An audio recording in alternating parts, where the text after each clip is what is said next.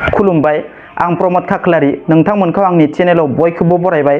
दिनै आं नोंथांमोननि थाखाय माखासे गोनांथार रादाब लानानै फैदों। अन्नानै भिडिअखौ जोबजासिम नायलां। गिबि रादाबाव दङ गवालपारा जिल्लानि दुधनैआव खास्रि बिस्रि बुथारनाय जाथाय। बर'नि फिसा हिरनमै खाख्लारिया गुबुन हारिनि आखायाव जिउ फोजोबजादों।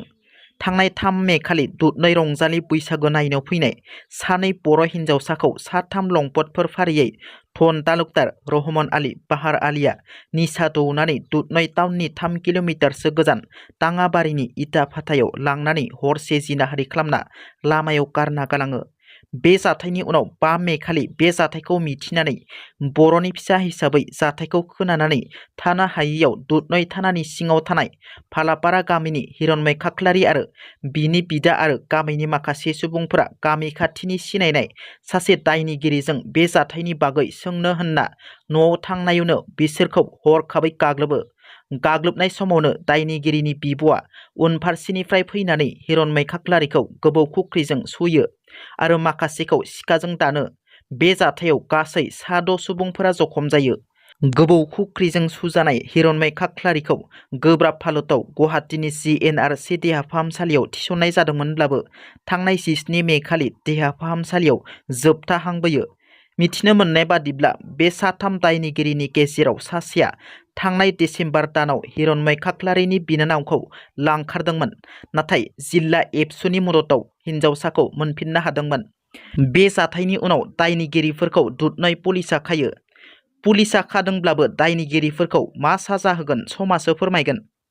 बर' हारिनि थाखाय मोनसे गोजोनथाव आरो गोग्गाथाव रादाब।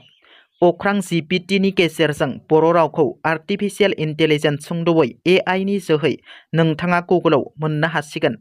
बर', असमिया, हिन्दी, इंराजि, बांला मोनबा रावजों सेकेन्डआवनो ट्रान्सलेसन जानाय आरो जायखिजाया आयदानि सायाव सेकेन्डआवनो मोनसे खन्थाइ, रायथाइ, लिरबिदां सोरजिनो हानाय खाबुखौ अख्रां GPT नि गेजेरजों मोननो हासिगोन। कक्राझार सरकारि फरायसालिमानि इडुकेसन बिफाननि बिबुंगोरा कमल बड'सा आरो माखासे स्टाफफोरनि नाजानायाव बिबुंगोरा कमल बड'सानि आंगो फिसाज्ला बिशाल डि बड'सानि हेफाजाबजों बर' रावनि बे गेदेरथार जाफुंसारनायखौ मोननो हादों। गहपुरनि दिपरा, बरुवाफिल आरो दासपारा गामिनि सुबुंफोरा हाग्रानि मैदेरनि उदखाराव थानो हायै बायदि थासारिजों मोगा-मोगि जानांगासिनो। मा 25सो हाग्रानि मैदेरा बे गामिफोराव फैना न'-बां सिलिंखार खालामना बाख्रिनि माइ, आबाद, मैगंफोरखौ जाफैना गामिनि सुबुंफोरखौ इनाय खस्थ' होगासिनो। थानो हायै बायदि उदखार खालामनायनि उनावबो हाग्रा बिफाना दासिमबो जेबो राहा लायैनि अजद गामिनि सुबुंफोरनि। दिनैनि रादाबा एसेनोसै।